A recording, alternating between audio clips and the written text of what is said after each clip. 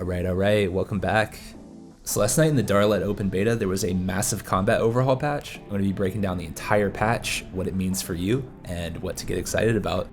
If you never played Daralet, it's a custom classic server in open beta. I'll leave a link in the description where you can join.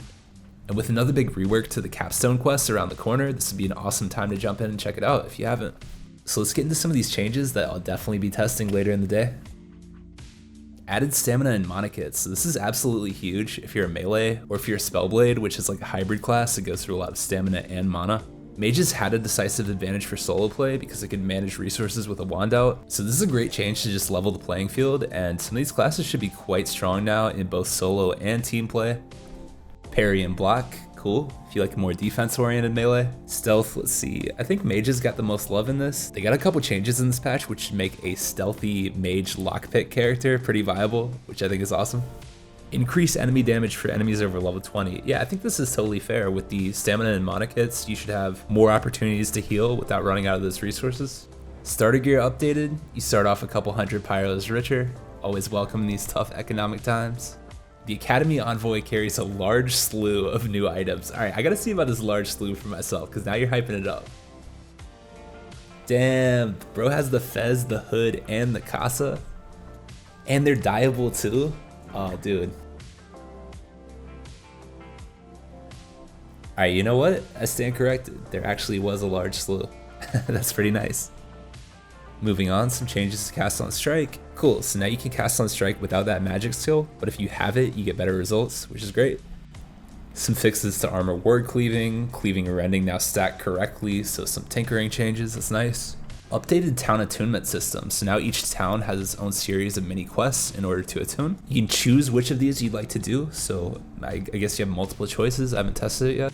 Newbie Trade Alliance, a new quest to our starter experience, accessible from each starter town. Also provides an invaluable reward. So, okay, if the reward is anything like the large slew, then I'm down.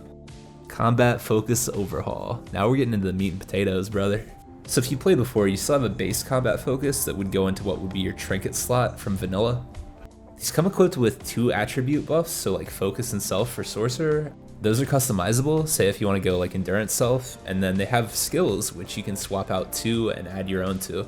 So like for my sorcerer focus, I took out arcane and magic defense, which are skills I'm not using, and put in run and perception, which are useful to my build. Alright, and the advanced focus rework. So if you played Daralet before, you would take your focus to an NPC and that focus would become upgraded. So like sorcerer focus would become overload, for example. Now those have become cooldown abilities, and your base focus determines which abilities you can use. And trust me, this is a really cool change. It gives every character more things to do in combat, more choices to make, turns it into more of a cooldown game like other MMOs. But it does that without disrupting the base AC combat that we all know and love. It's just things on top of it to sort of maximize your gameplay. And we can look through these quickly. So a lot of these are cross-class and can be used by multiple different base focuses. Warrior base focus gets a defensive tank type moveset. Not really my style, but these look pretty strong and pretty beefy, if that's your style. Shields on Daralet are good, but they're not as broken as retail, so these are definitely good for a shield character. But two-handers and dual wielders could still make use of provoke and parry. Blade Master, yeah, this is more my tempo. Weapon Master looks like a pretty strong version of dirty fighting from retail. The one that stands out to me is Spear, Javelin, Dart. Gives single target melees a little AoE and a frontal cone. Some of these look like they're going to be pretty strong for two-hand cleavers. Fury and Relentless. Okay, so this is like the melee equivalent of Overload and Battery for mages, which I have a lot of experience with. So Fury, every attack is going to charge up to 25% increased damage at 100% charge. Then when you hit Fury again, you basically spend that charge and you deal 100% increased damage for the next 10 seconds. But all of this ramps up your stamina cost too, so at the end of that 10 seconds, you're probably going to be low on stamina. And the cool thing is you can go straight into Relentless, which starts charging to recover stamina. Relentless charges your stamina regen rate at a little cost to your damage. Then when you hit Relentless again to spend the charge, it's going to give you up to 100% reduced stamina, so no cost to attack for the next 10 seconds. Combine these with some other cross-class abilities and things like Perception, and suddenly you have a little rotation of cooldowns on top of the base AC combat. For Archer we have Multi-Shot, which by the way, these strength-based thrown weapons can use this with, I think, Blade Master. You get up to 3 projectiles at half power or more for 10 seconds. So like range cleaving, and it's super good. Steady Shot is a 25% buff to accuracy and damage at the cost of 25% of your attack speed and 25% higher stamina cost. An Evasive Stance, your chances to evade and resist attacks are lucky.